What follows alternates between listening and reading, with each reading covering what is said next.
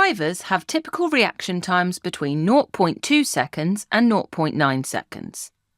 Suppose we have a situation where a cat runs into the road in front of a car. In other words, a danger suddenly appears in front of the driver. And then let's suppose it takes 0.7 seconds for the driver to act and apply their brakes. We'll call this the reaction time of the driver. This range of 0.2 to 0.9 seconds is given on your spec, and it's something you should be able to recall in your exams.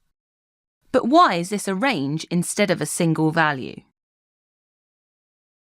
Well, normal reaction times vary from person to person. There are many reasons why different people will have different reaction times under normal circumstances. Let's have a look at some.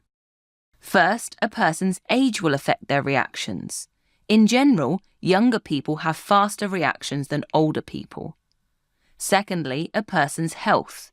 If you're feeling unwell, then this could make you react slower than usual. Some long-term health problems and disorders can also have effects on a person's reactions.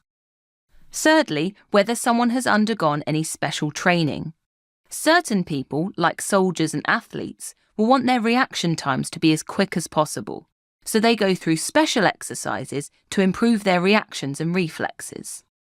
Finally, a person's lifestyle in general will have an effect. This is mainly to do with how much they'll be using their reactions in everyday life and getting indirect training in this. Are reactions important in their jobs or hobbies?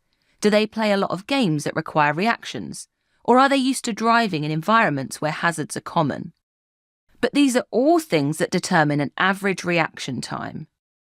So what can cause a certain person's reaction time to be longer than usual? A person's reaction time can be affected by numerous factors. Let's take a look at some of these. Alcohol is a depressant, meaning that it will slow down some functions of the brain. As a result, people will react slower after drinking.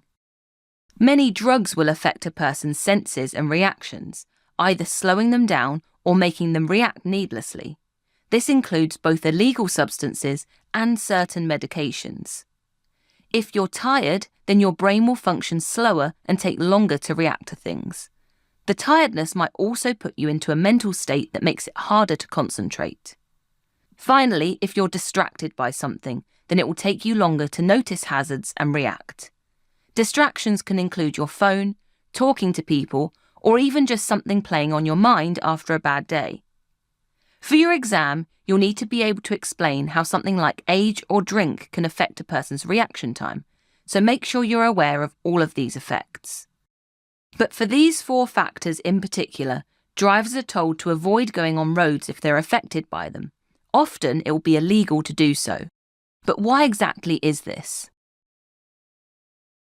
Well, drivers should avoid driving under these conditions as it greatly increases their thinking distance. Let's go back to our example of a cat running into the road. Remember that the reaction time determines how long it takes the driver to apply their brakes.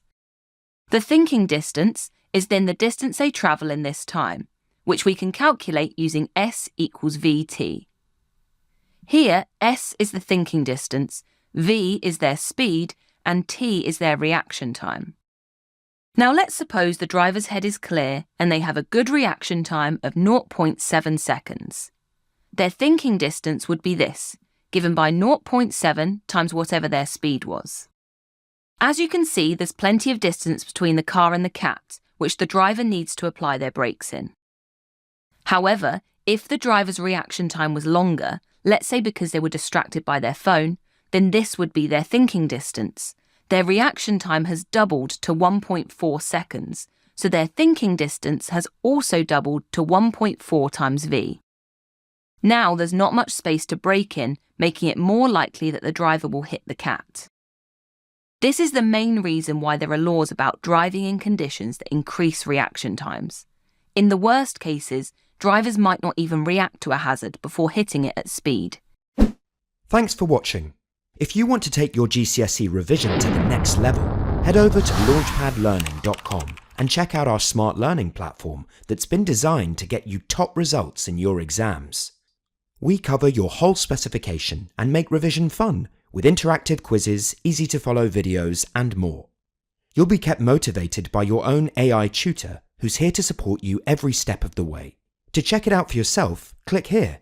Or click here to keep watching a selection of the videos from our full GCSE Physics course. See you there!